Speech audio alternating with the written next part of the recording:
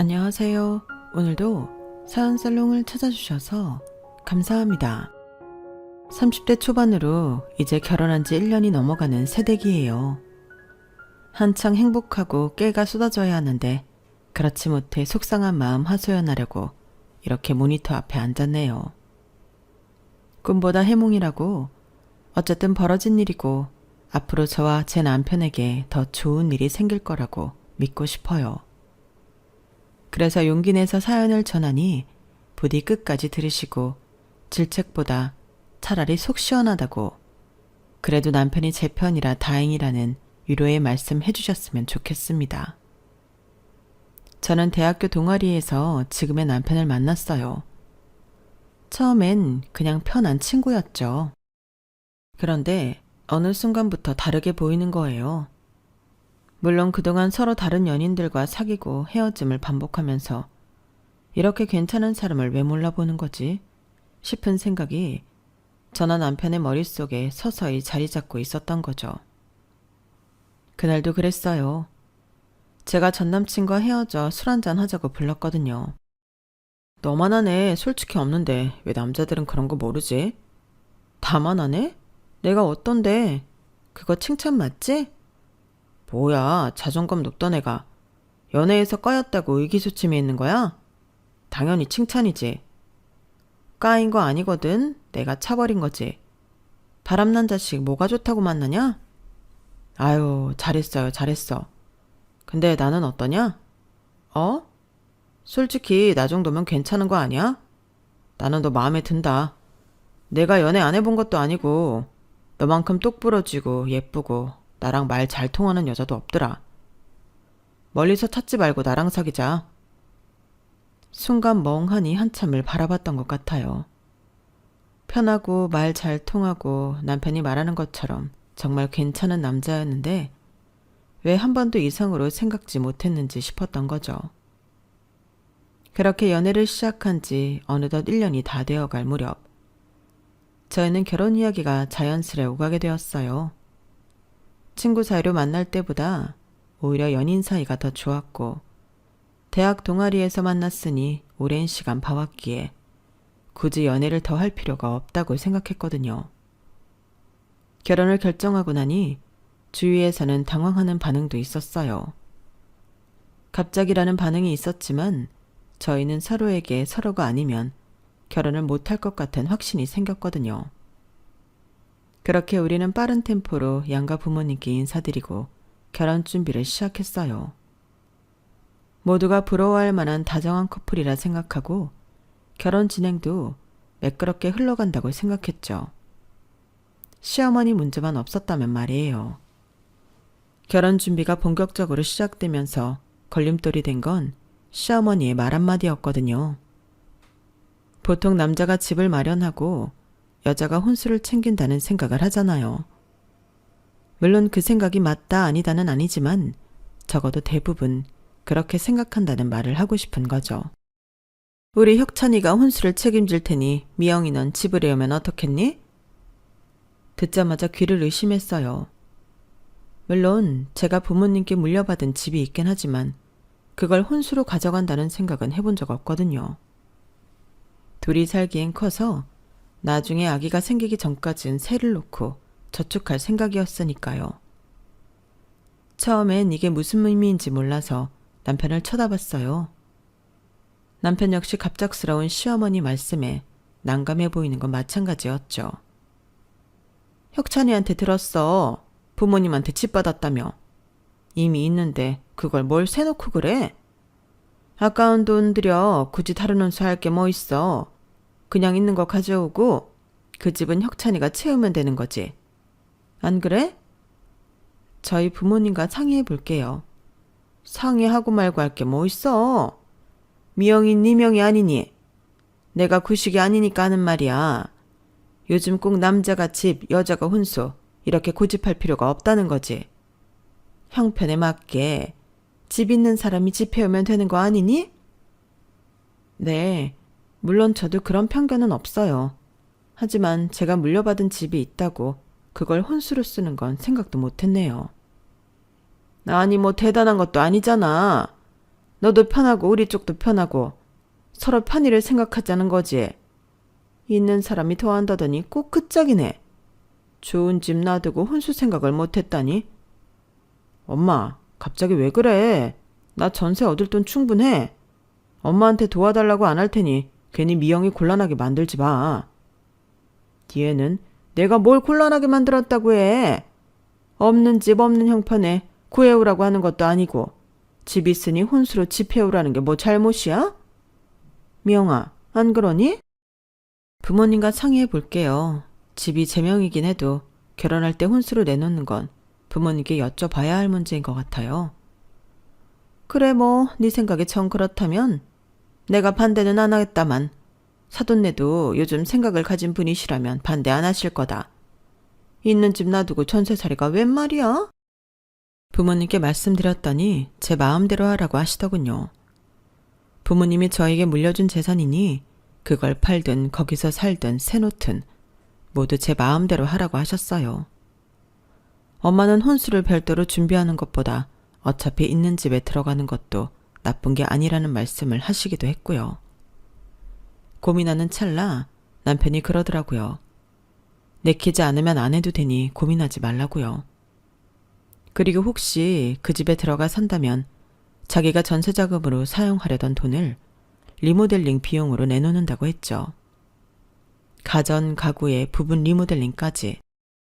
솔직히 시어머니의 제안이 말이 안 된다고 초반에 생각했는데 아이 낳고 계속 살 것까지 생각하면 리모델링에서 들어가는 것도 나쁘지 않다는 생각이 들더군요. 매번 이사 나갈 때 드는 복비나 이삿집 센터 비용도 만만치 않으니까요. 그러다 보니 결혼 직전까지 비교적 순탄하게 진행되었죠. 내가 요즘 세대니까 이런 아이디어도 내는 거지. 옛날 같았으면 어땠겠니? 가끔 이렇게 생색 아닌 생색 내시는데 기분이 묘하기도 했어요. 집을 해가는 건 저인데 시어머님이 대신 생색 내는 것 같았으니까요. 그래도 그땐 그냥 다른 시댁보다 합리적이라고 느끼는 걸 좋아하시는 분이라고 생각했어요. 남편과 크게 대립할 일도 없었고 신혼집 인테리어에 시간을 보내며 이렇게 결혼 준비가 생각보다 쉽게 끝나는구나 생각했으니까요. 결혼하고 나서 얼마 지나지 않아 신혼집으로 시댁 식구들을 초대했어요. 신혼집을 리모델링하고 누군가를 초대하는 건 처음이라 인테리어에 대해 칭찬을 듣고 싶기도 했고 우리 부부가 한 가정을 이루었다는 걸 공식적으로 보여주고 싶기도 했던 거죠. 음식은 제가 직접 준비한 것도 있고 남편과 함께 주문한 것도 있었지만 진짜 중요한 건 분위기라고 생각했어요. 저도 나름대로 기대에 부풀어 있었거든요. 아기자기하게 꾸민 거를 보시면 신혼집 같은 분위기로 시어머니도 같은 여자니까 예쁘다고 해주실 거라는 마음이 컸어요. 그런데 막상 시어머니가 오시자마자 집에 대한 칭찬보다는 다른 이야기를 하시는 거예요. 시세가 꽤 오르겠네. 혁찬이한테 듣던 것보다 위치가 더 좋아. 역세권이라고 해서 사실 말만 역세권이지 걸어서 한 10분 가야 한다고 생각했거든. 그런데 아니네. 역에서 내려서 5분이니까 도착해. 진짜 역세권인지 아닌지 보려고 일부러 지하철 타고 왔다니깐. 그때 살짝 당황했어요. 오자마자 꺼내신 말에 살짝 마음이 불편해진 거죠. 신혼집이고 리모델링도 막 한 집인데 시세말을 꺼내는 게 거북하더라고요. 집을 팔 생각도 없는데 시어머니는 은연중에 매매나 투자 같은 뉘앙스를 풍기시는 것 같았거든요. 미영아, 여기 역세권이라더니 생각보다 방도 크고 구조도 잘 빠졌네. 시세 떨어질 걱정은 없겠다, 얘. 네, 뭐 여기 가까우니까 편하긴 해요. 투자가 목적이 아니고 거주가 목적인데 시세는 상관없죠. 여기 팔고 다른 데 살 곳이 있는 것도 아니고. 그냥 하는 소린데 뭘 그렇게 민감하게 받아들이니? 나중에 큰돈 필요할 수도 있는 거고. 리모델링도 잘 해놨겠다. 매매할 때 시세보다 더 주고 팔 수도 있다는 소리도 못하니 얘는? 무서워서 농담도 못하겠다. 이렇게 죽자고 달려들면. 엄마, 우리 여기서 계속 살 건데 매매할 때 시세, 그런 얘기는 왜 계속해? 그래, 누가 뭐래? 나는 궁금해서 물어본 거야. 안 팔면 그만이지. 괜히 말 꺼낸 사람 무안하게? 남편이 말하지 않았으면 제가 한 번 더 말하려 했는데 남편이 가운데서 중재를 하더라고요. 그러자 시어머니는 오히려 저희를 나무라시며 저희 부부가 예민하다는 형식으로 몰아가셨죠.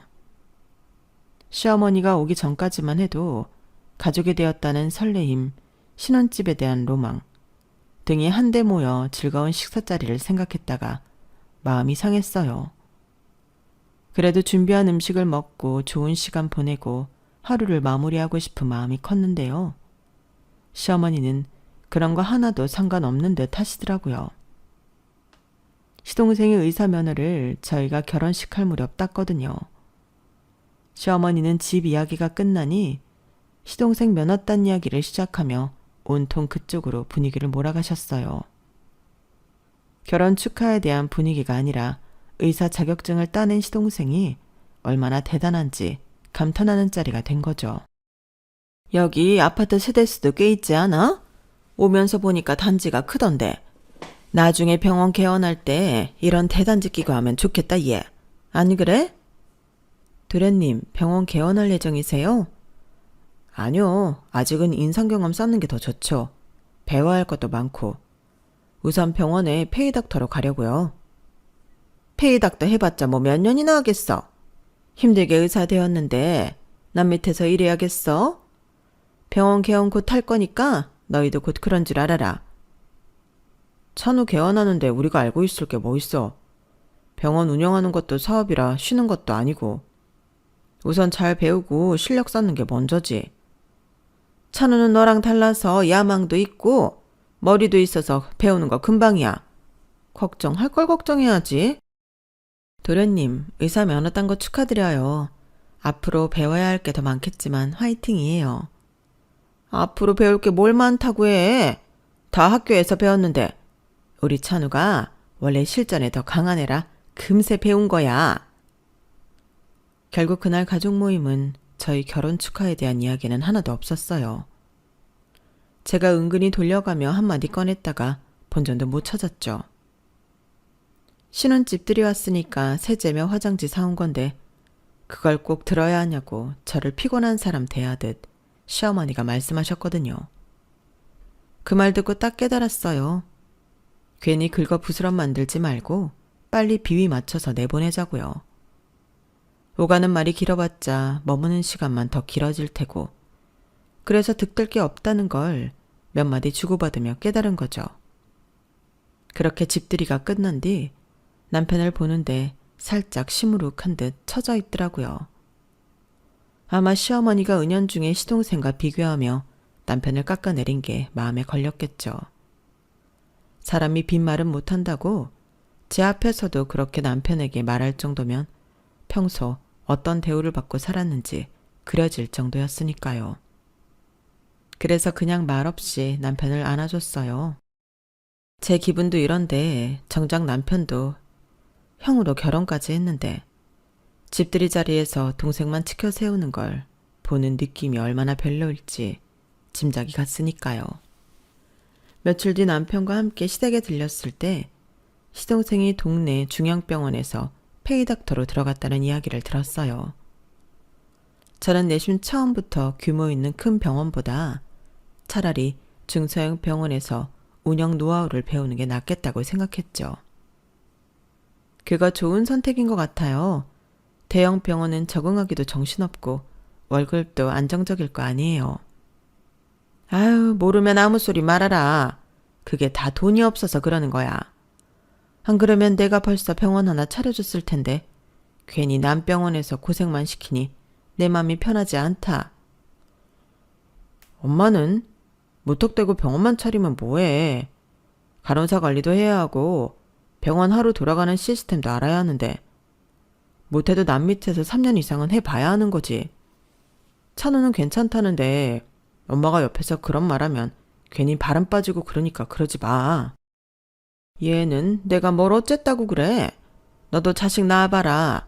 뭐든 해주고 싶은데 그러지 못하는 부모 마음을 알아? 돈 있으면 내 병원 차릴 수 있는데 남 밑에서 남 돈 버는 거나 도와주는데 그걸 보는 부모 맘을 네가 알 리가 없지. 모르면 가만히 있는 거야. 저와 남편 생각과 다르게 시어머니는 한숨만 쉬시며 말끝마다 집에 돈이 있으면 걱정 없이 개원시켜주는데 이런 말만 반복하는 거예요. 그런 말씀에 남편이 괜히 시동생의 허파에 바람 넣지 말라고 직접적으로 말했는데 오히려 핀잔만 들었죠. 페이닥터 되라고 지금껏 네 동생 고생한 거 아니라고요. 그러면서 집안을 일으킬 의사가 있으면 뭐하냐는 말씀도 하시더라고요. 집안 형편이 이 모양이라는 식으로 볼멘 소리만 반복하셨죠. 그때 문득 그런 생각이 들더군요. 미묘한 불안감이 싹 트는 순간이었어요. 제가 물려받은 아파트가 있고 남편과 시어머니 역시 그 사실을 아니까 시어머니가 돈 없으니 아들 개원을 못 시킨다고 한탄하는 게 꼭 저 들으라고 하는 소리 같더라고요. 저는 정말로 우리 집을 노리는 건 아니신지 하는 걱정이 들기 시작했죠.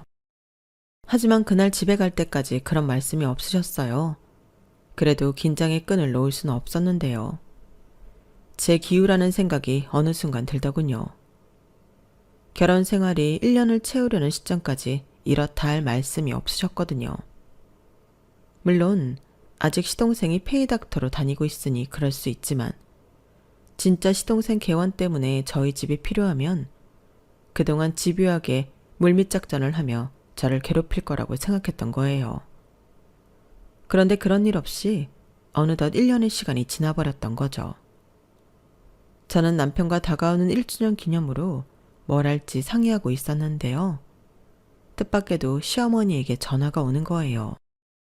바쁘니? 다른 게 아니라 이번 주 토요일 벌써 니네 결혼한 지 1년이다구나. 내가 고급 식당 잡았으니 거기서 다 같이 식사하자. 식구 된 지 1년이나 되었는데 생각해보니 챙겨준 적도 없고 기념일 축하라도 해줘야 할 것 같아서 예약했으니 경북군 한정식 집에서 11시에 보자. 그날 시간 괜찮지? 이런 연락은 처음이었어요. 평소엔 기념일을 챙기지도 않으셨고 어머님 말씀대로 저에 대한 관심조차 크게 없던 분이셨거든요. 그래서 오히려 긍정적으로 보였죠. 지난 1년 동안 별다른 큰 갈등 없이 지냈으니 어머니가 이제는 저를 인정해주나 싶었던 거예요. 엄마가 뭐래? 식당 예약했다고 토요일날 식당으로 오래. 엄마가? 좀 의외네. 지금까지 한 번도 그러신 적 없는 분이. 나도 놀랍긴 한데 어머님답지 뭐. 음식 잘 못하시는데 해준다고 했으면 오히려 불편하고 그랬을 텐데. 종종 밥 사주신 적은 있으니까. 그래, 뭐 그렇게 생각하면 이상할 것도 없네. 저만큼이나 놀란 남편이더라고요. 그럴 수 있다고 넘기려는데 남편의 마지막 말이 자꾸 귀에 남는 거예요. 이상할 게 없다는 그 말이요. 그런 이야기를 들으니 저 역시 마음 한켠에선 무슨 꿍꿍이가 있는 게 아닐까 하는 걱정이 들기 시작했죠. 하지만 좋게 생각하기로 했어요. 결혼 1주년이 다가온다고 특별하게 어머님께 말씀드린 적도 없는데 기억하고 챙겨주시는 그 마음만 고맙게 받자고 말이에요. 좋은 식당에서 다 함께 맛있는 식사를 하고 1년간의 결혼 생활을 축하받는 자리라면 얼마든지 좋은 이벤트라고 생각했던 거죠. 그렇게 저희는 결혼 1주년 당일을 손꼽아 기다리게 되었습니다. 토요일 막상 식당에 도착해보니 이미 시어머니가 자리를 잡고 계셨어요. 시동생 역시 어머님 옆에 자리를 잡고 앉아 환한 얼굴로 손을 흔들더군요.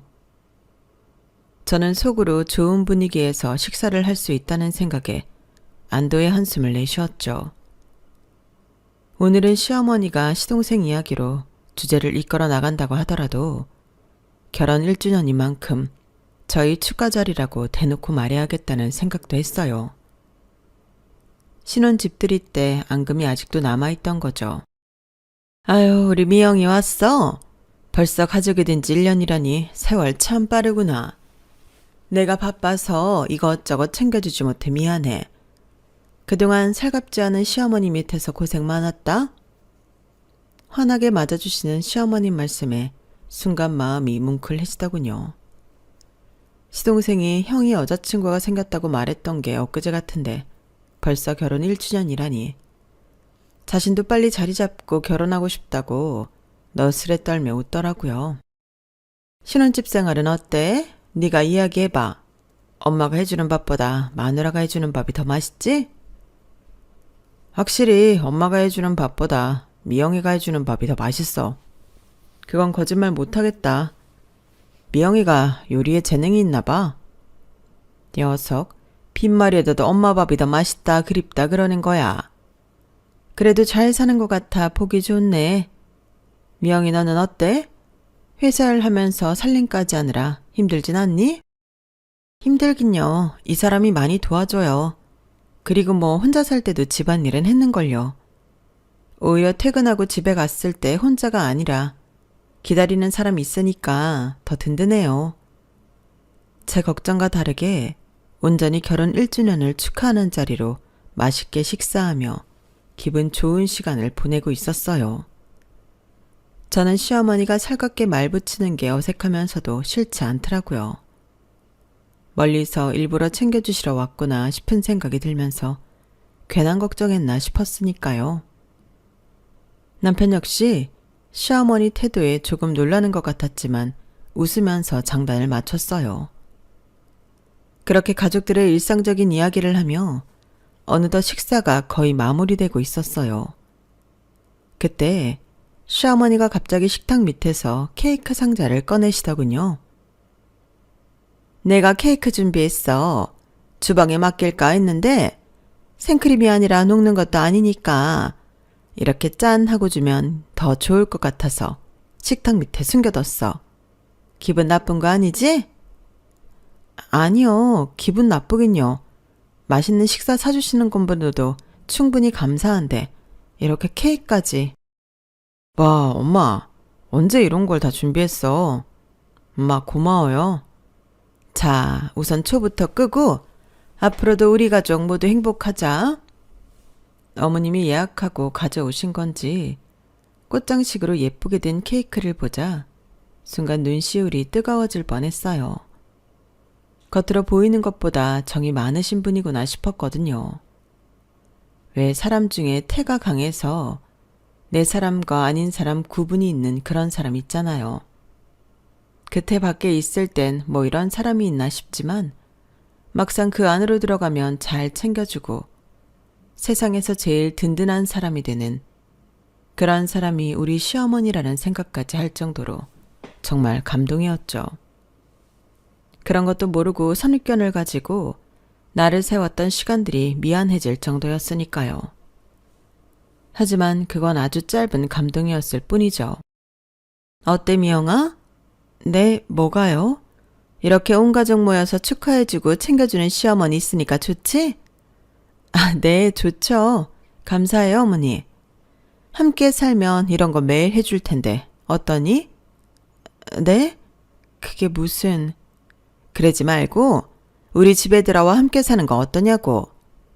찬우는 매일 병원 일 때문에 일찍 나가고 늦게 들어오고 집에 사람이 없으니 썰렁해서 혼자 있기 싫다 얘. 그러지 말고 들어와 같이 살자. 엄마, 그게 무슨 말이야. 우리가 왜 거기 들어가 살아. 우리 결혼하면서 리모델링 싹 하고 들어온 거 알면서. 리모델링 했으니 집 팔더라도 더 비싸게 팔 거 아니야. 손해보는 장사 아닌데 뭘 그렇게 정색하고 그래. 내가 다 니네 생각해서 하는 소리야. 막말로 미영이 임신하면 애는 누가 보니? 출근하랴 살림하랴 지금도 바쁜데 거기에 애까지 낳으면 설마 오가는 시간만 1시간이 넘는데 나보고 매일 애 보러 출퇴근하라는 거 아니지? 나는 그렇게는 못한다. 그러니까 미리미리 준비하자는 거야. 우리 집에 들어와 같이 살면 편하잖아. 사돈 양반도 다 지방에 계셔서 애 보거나 산후조리 해주는 것도 힘들고 내가 다 해줄 거 아니야. 어때 미영아? 괜찮은 생각이지? 저희 걱정해 주시는 건 감사한데 안 그러셔도 돼요. 저 임신하면 일 그만둘 거예요. 다른 사람들은 집장만 해야 하니까 맞벌이로 바쁘겠지만 저희는 집이 있어서 갚아야 할 대출금이 있는 것도 아니라서요. 외벌이로도 충분히 저축하고 살 수 있어서 애 낳아도 제가 키우고 감당할 거예요. 그러니 어머님 걱정 안 하셔도 돼요. 그래? 그럼 네가 우리 집 들어와서 나 좀 모시고 살아라. 네? 왜? 내가 어려운 말 했어? 시어머니가 며느님 모시고 산다고 같이 살자 하는데 싫다며. 그럼 네가 나 모시고 살면 되잖니. 1년 동안 우리가 몇 번이나 만났는지 너 기억하니? 그게 가족이니 남이니? 남도 우리보다 더 자주 만나겠다. 이게 다 니네가 멀리 살고 직장 다니며 바쁘니까 그런 거 아니야. 그런데 애 낳으면 그만둘 거라며. 그러면 지금 그만둬. 그리고 우리 집에 들어와 살아라. 나도 며느리한테 공양 좀 받아보자. 엄마, 뜬금없이 무슨 소리야. 더위 먹었어? 자식한테 공양받는 것도 아니고 며느리가 무슨 죄라고 미영이한테 그래? 나랑 이야기해. 됐어, 넌 빠져. 너랑 무슨 이야기를 해? 그지 미영이 명이잖아. 그러니까 미영이랑 이야기해야지. 저희 집이 제 명인 거랑 어머님 집에 들어가 사는 거랑 무슨 상관이라고 그러세요? 왜 상관이 없어? 너 우리 집에 들어와 살고 그 집 팔라는 소리잖아. 큰 집이 2개나 있을 거 뭐 있어? 네 말대로라면 집이 노후자금이나 마찬가지인데. 내가 지금 사는 집 나 죽으면 니네 줄게. 그러니까 지금 그 집 팔아. 왜 팔아? 언제 내 나와서 이사 갈 생각 말고 쭉 살라며. 이제 와서 그게 무슨 소리야 대체. 왜 그래? 잔말 말고 그 집 팔아서 찬우 개원하는데 보태. 그러니까 어머님 말씀은 제 집 팔아서 도련님 개원시키라는 거죠? 저희는 어머님 댁으로 들어가 어머님 모시고 살고요. 아니 뭐 꼭 그러라는 건 아니고 우리 가족을 모두 생각해서 그러자는 거지. 니네도 좋고 나도 좋고 우리 찬우도 좋잖아. 안 그래? 아니 도련님은 병원 잘 다니고 있잖아요. 왜 떡 줄 사람은 생각도 안 하는데 어머님이 욕심 부리세요?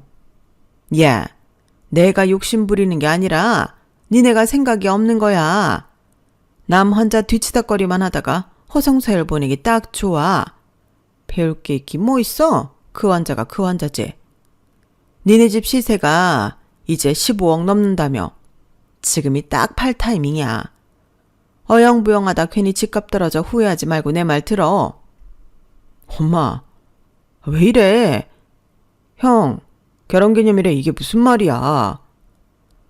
나 아직 배워야 할 게 많다고 말했잖아. 개원할 생각 없다고. 엄마가 차려줘도 됐다고 할 판에 형 집도 아니고 형수 집 팔아서 병원 차려달라는 게 말이 돼? 넌 가만히 있어. 엄마가 다 알아서 할게. 내가 알아보니까 10억 아파트 팔아봤자 크게 개원하는 것도 아니더만. 이것저것 장비 사면 건물 통째로 빌려서 운영하는 것도 아니고 기껏해야 한두 층이어서 물리치료실 만들어 운영하는 건데 뭐 힘들다고 1년 다니면서 배웠으면 됐어. 남전 일 그만하고 이제 네 일 해. 엄마가 다 알아서 할 테니까 넌 조용히 있어. 괜히 초치지 말고. 그 말을 듣는데 가슴이 쿵 내려앉더라고요. 왜 슬픈 예감은 한 번도 틀린 적이 없는지라는 가사말이 떠오르며 상황이 그저 우습더라고요. 처음에 쎄하던 그 예감이 맞았던 거죠. 어쩌면 1년 동안 잠잠했던 진짜 목적이 이거였나 싶었어요. 집값이 정점을 찍을 때 그 타이밍을 노렸던 거예요. 순간 도련님도 한통 속인가 싶었지만 정색하며 아니라고 말하는 걸로 봐서 어머님의 편애가 불러온 욕심이라고 결론을 내렸죠. 엄마, 형수님 집까지 팔아서 병원 운영할 마음 없어.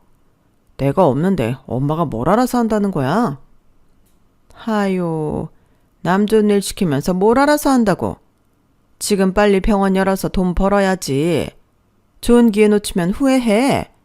형수가 집 팔면 큰 돈 나오는데 누가 그 돈 가지고 튄대? 어디 엄한 데 투자해서 돈 날릴 위험성이 있어.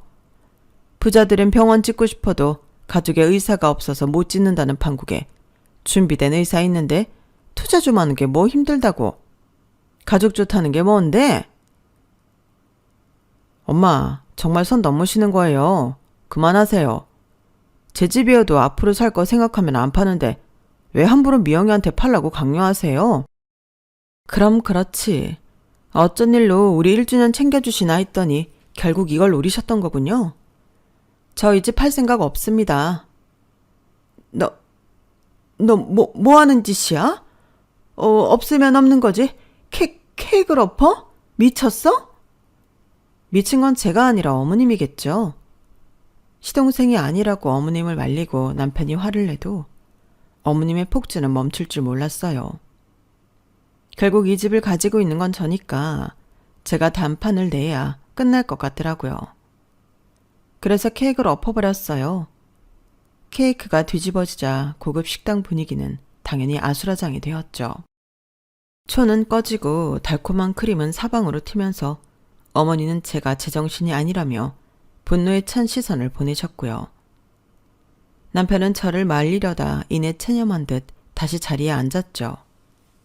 하지만 전 여기서 멈추지 않았어요. 제대로 마무리해야 같은 일이 반복되지 않을 거라는 게 눈에 그려졌기 때문입니다. 여보세요? 네, 저예요. 지금 들어와 주시면 될 것 같아요. 누구한테 전화하는 거냐? 지금 이 난장판에. 휴대폰을 꺼내들고 간단히 말하고 끊는데 시어머니는 이 판국에 어디로 전화하냐며 저에게 비아냥거렸죠. 그리고 잠시 후 식당 문이 열렸습니다. 아니, 부동산 아줌마가 여긴 어떻게 알고? 왜요? 못 오실 분이 오셔서 당황하셨어요? 어머님 저 모르게 대체 무슨 짓을 하고 다니신 거예요? 내가 뭐 어쨌다고?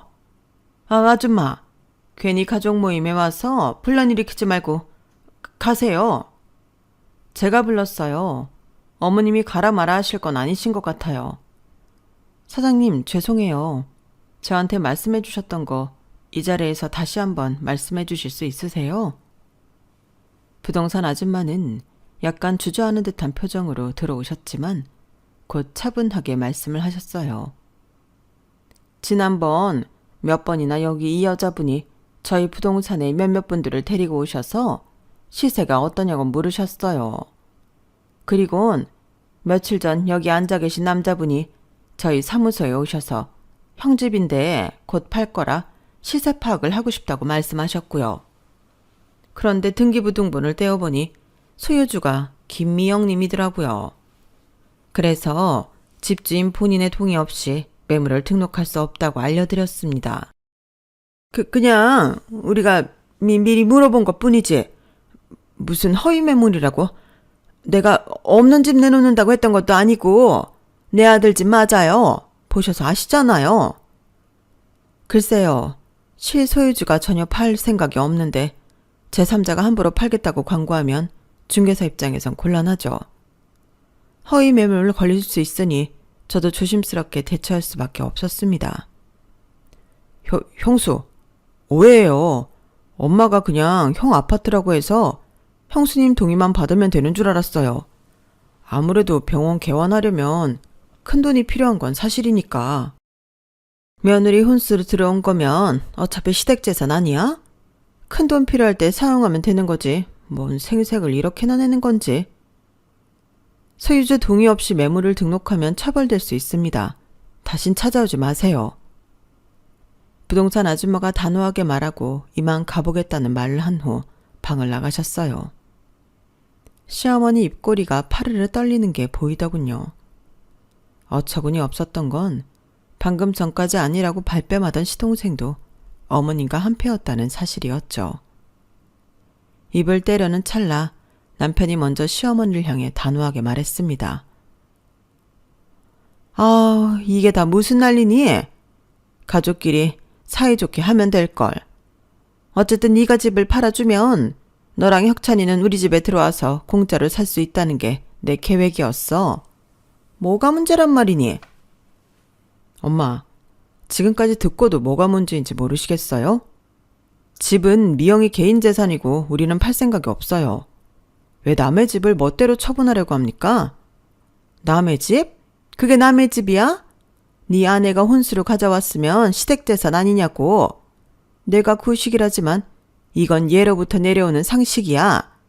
게다가 너희가 우리 집 들어오면 난 늙은 몸으로 외롭지 않고 너희도 집세 아낄 수 있고 이보다 더 윈윈이 어딨니? 저기 어머니, 그 논리는 대체 어디서부터 시작된 건지 모르겠네요. 혼수로 집을 제공한 건 결혼 전부터 제가 살던 집을 신혼집으로 쓰겠다고 서로 합의했기 때문이잖아요. 시댁 재산이라는 뜻은 아니에요. 참. 그게 다 너 편하려고 해준 건데 이젠 다 부정하겠단 거지? 좋다. 그러면 너희만 편하면 되겠니? 둘째는 어떡하라고? 우리 찬호. 병원 개원 시기를 놓치면 안 된다고 내가 몇 번을 말했니? 형수님, 형, 그게요. 저도 사실 병원 운영은 아직 자신 없고요. 엄마가 너무 빨리 시작하라고 하셔서 그냥 시세가 얼마나 되는지 물어본 거예요. 정말로 당장 팔 생각은 아니었는데. 너 거짓말 좀 작작해라. 아니라고 발뺌하더니 결국 엄마랑 한패였잖아. 부동산에 가서 시세 물어보고 다닌 건 엄마가 시켰다 치자. 너도 기회만 되면 집을 판 돈으로 병원 차릴 생각이었으면서 똥인지 된장인지 구분도 못하고 엄마 손바닥 위에서 춤을 췄으면 지금쯤 정신 번쩍 들어야지. 형, 오해라니까. 진짜로 개원 확정이 아니라 그냥 가능성 열어두고 한 거고. 찬호씨, 사람 속이 훤히 들여다 보여요. 엄마가 있으면 쉽게 쓸 수 있겠지 하고 넘겨 짚은 거죠. 그래서 허락도 없이 매물로 알아보러 간 거고. 만약 내가 모르는 새에 등록됐다면 어쩔 수 없었다며 우릴 기정사실화 했을 거잖아요. 솔직해지세요. 가족끼리 이렇게 치가 떨려서야 되겠니? 너희 집 활용만 잘하면 둘째 성공시키고 너희도 엄마 집에서 공짜로 살고 서로 윈윈이라니까. 그건 어머니 기준의 윈윈이죠. 저희에겐 그저 시동생 뒷바라지밖에 안 되고요. 저랑 찬혁 씨가 왜 도련님 개원 자금을 대줘야 하죠? 저희를 위한 게 아니라 결국 도련님 위하는 거잖아요. 야, 가족이면 서로 도와줄 수도 있지. 뭐 그리 삐딱해. 형제가 등 돌리면 네가 책임질 거야? 겨우 돈 때문에 가족이 갈라져야 하니? 이래서 여자가 잘 들어와야 한다니까. 엄마, 진짜 실망이에요. 지금까지 속으론 우리 엄마도 언젠가는 달라지겠지라고 믿어왔는데 동생 위주로만 사는 건 알았지만 아내 재산을 이렇게 제멋대로 하려 들 줄은 몰랐어요. 아, 그리고 저희는 지금부터 더 이상 엄마와 엮이고 싶지 않습니다. 찬혁아, 너까지 왜 이러니? 가족이면 조금만 희생할 수도 있잖아. 어? 이게 그렇게까지 할 일이야? 네가 남편이라면 좀 잡아보든가. 미영아, 네가 말 좀 해봐. 내가 늙은 부모로서 대접받고 싶다는데 그게 그렇게 힘든 부탁이야? 네, 힘들고 말고요. 이렇게까지 억지를 부리시면 전 돈이 더 중요해요. 가족이라 부르긴 해도 저한텐 도련님은 말 그대로 남이고요. 가족끼리 도우라는 말은 쌍방 합의가 있을 때나 가능한 거예요. 이번 일로 저희 부부 인연 끊는다 해도 전혀 아쉽지 않네요. 아, 세상에 요새 며느리들은 이렇게 뻔뻔한 거야? 형제 사이 이간질하는 죄가 얼마나 큰 줄 알아? 그냥 그만합시다, 엄마. 지금 저기 식당 직원들 눈치도 보이고 부동산 사장님까지 와서 다 본 상황에서 더 이상 떠들어봐야 무슨 소용이에요. 엄마가 진심으로 미안해하실 게 아니라면 저희는 말할 필요도 없고. 미안은 무슨 미안? 내가 왜 미안해야 해? 네 아내가 집을 갖고 오기로 했으니 시댁 재산이나 마찬가지라고. 그 말도 수십 번 들었고 이젠 귀가 따갑습니다. 제가 가진 집을 어머니 마음대로 누굴 위해 판다 안 판다 정하는 거 도저히 용납 못해요. 끝이에요, 엄마. 더 할 말도 없고 이제 아내하고 저하고 이만 가볼게요. 엄마가 마음 바꾼다고 해도 우린 이미 선을 넘어섰다고 느낍니다. 야, 혁찬아, 내 말 아직 안 엄마, 말 끝나거나 말거나 우린 그만. 잘 계세요. 형수님, 잠깐만요. 이런 식이면 나중에 정말 어색해진다고요. 어색해지기 싫으셨다면 처음부터 제 아파트를 유치하게 탐내지 않았어야죠. 이미 늦었네요, 도련님. 가자, 여보. 더 할 얘기도 없네. 제 말이 끝나기 무섭게 남편이 저를 잡아 이끌며 자리에서 벌떡 일어났어요. 시어머니는 끝까지 가족끼리 이럴 거냐며 소리를 질렀지만 이미 분위기는 다시 되돌릴 수 없는 상태였죠. 식당 직원들이 들어와 케이크 조각과 크림이 잔뜩 튀어 엉망이 된 테이블을 치우려 어쩔 줄 몰라 하는 모습이 어렴풋 보이더군요. 시동생은 한 손으로 이마를 짚고 고개를 떨구고 있었고 시어머니는 이 상황이 믿어지지 않는다는 듯 악다구를 쓰고 있었죠. 며느리가 어찌 이러냐고 뒤에서 큰 소리로 떠들어댔지만 뒤도 돌아보지 않고 나왔어요. 남편은 제 손을 꼭 잡은 채 조심스레 미안하다고 말하는데 그 마음이 얼마나 아플지 감히 상상도 못하겠더라고요. 그래서 아무 말도 없이 차에 타고 집으로 조용히 돌아왔네요. 그런데 궁금한 게 있어. 부동산 아줌마는 어떻게 알았어? 아, 그거? 사실 그 부동산 아줌마가 우리 엄마 친구분이셔. 뭐? 진짜? 그런데 왜 한 번도 말 안 했어? 말할 게 있나? 집을 내놓는 것도 아니니 굳이 인사시켜야 한다고 생각 못했던 것 같아. 인연 참 신기하네. 우리 아파트 앞에서 부동산을 하시다니. 정확히 말하면 그 반대야. 엄마 친구분 덕분에 이 아파트를 시세보다 싸게 살 수 있었거든. 우리 본가가 지방이잖아. 그래서 서울에 살만한 곳이 어딘지 부모님이 부동산 아줌마한테 종종 물으셨나 봐. 때마침 경매로 나온 물건이 있어서 시도했는데 운 좋게 시세보다 저렴하게 살 수 있었던 거야. 그게 바로 이 집이고 그 덕분에 시어머니가 부동산에 저희 집을 내놓으려 한다는 걸 알게 되었거든요. 결혼 1주년이 되기 며칠 전 부동산 아줌마한테 전화가 왔었어요. 같은 동네 살아도 저도 일하고 있으니 자주 찾아뵙지 못해 반가운 마음에 전화를 받았는데요. 이런 말 어떻게 시작해야 할지 어렵다고 하시면서 그래도 알고 있는 게 좋을 것 같다며 알려주셨죠.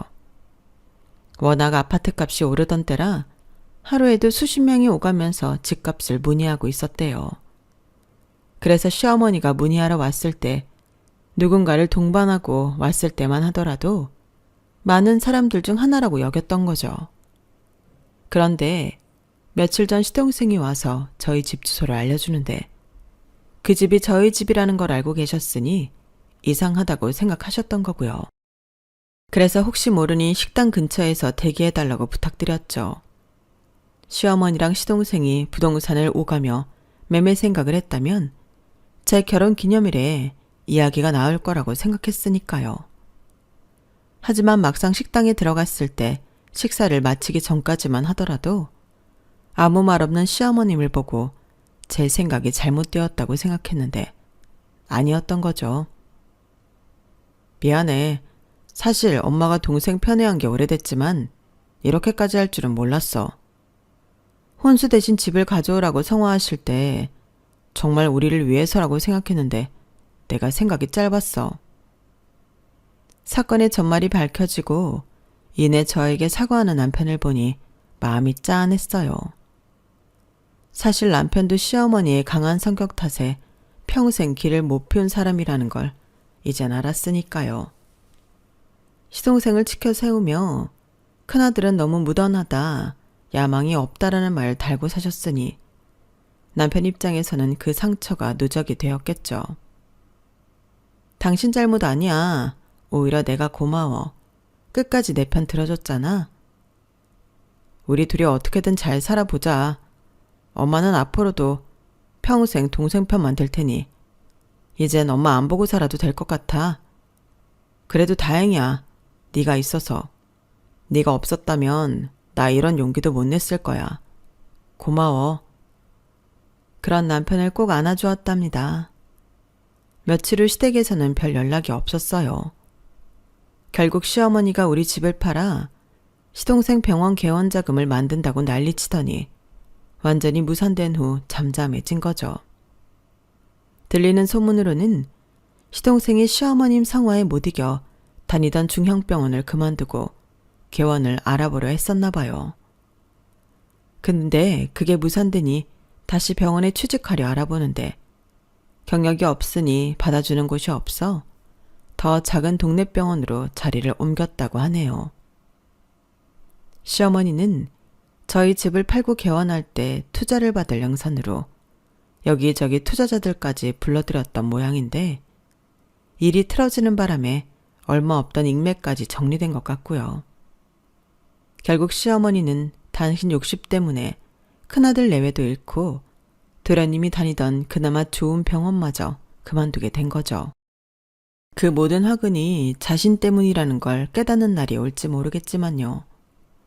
그 후로도 시어머니는 여전히 자신한 행동에 대해 반성하는 기색이 전혀 없으셨어요.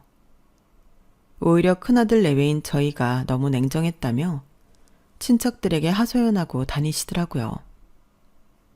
아들이 동생 병원 개업하는 게 도와주지는 못할 망정? 이런 식으로요. 시동생이 인생이 꼬이게 된 것도 저희 탓이라고 하시는 모양이에요. 명절 때 시댁 큰어머님께 들은 얘기로는 시어머님께서 요즘도 그러신대요. 돈 좀 있는 며느리 들여봤자 속 썩이기만 한다. 라고 한숨 쉬신다고요. 제가 시동생 병원 개업을 도와주지 않아서 자식 사업을 망쳤다고 여기시는 것 같았어요. 남편은 이런 얘기를 들을 때마다 피식 웃으며 말해요. 우리 집 지키겠다고 한 게 얼마나 다행이에요. 라고요. 결혼 1주년이라는 날에 이런 대형 사건이 터진 건 씁쓸하지만 어차피 언젠가는 터질 일이었을지도 몰라요. 이번 일을 계기로 저는 내 재산은 내가 지켜야 한다는 걸 더 확실히 깨달았고요. 남편도 엄마가 결국 동생밖에 모르는 사람이었다는 걸 인정하고 완전히 눈을 떴죠. 시동생은 결국 강남에서 멀리 떨어진 경기도의 작은 동네 병원에서 일하게 되었다고 해요. 야근도 많고 힘들다고 하는데 시어머니는 아직도 우리 아들이 원래 큰 병원 다녔는데 라며 한탄만 하신대요. 자신의 욕심이 빚어낸 결과라는 걸 전혀 인정하지 않으시는 거죠. 앞으로는 제 결혼 생활을 남의 욕심이나 계산에 흔들리지 않도록 잘 지켜낼 생각입니다. 가끔 시어머니 소식이 들려와도 더 이상 마음이 흔들리지 않아요. 오히려 이번 일을 통해 남편과 저는 더욱 단단해졌으니까요. 시어머니의 욕심이 우리 부부를 더 강하게 만들어준 셈이에요. 제 사연은 여기까지입니다. 따뜻한 가족들과 마음 나누는 행복한 하루하루를 보내시길 바랍니다. 감사합니다. 여러분, 사연 댓글에 응원과 현명한 조언 부탁드려요. 좋아요와 구독은 저에게 큰 힘이 됩니다. 오늘도 좋은 일 가득하세요.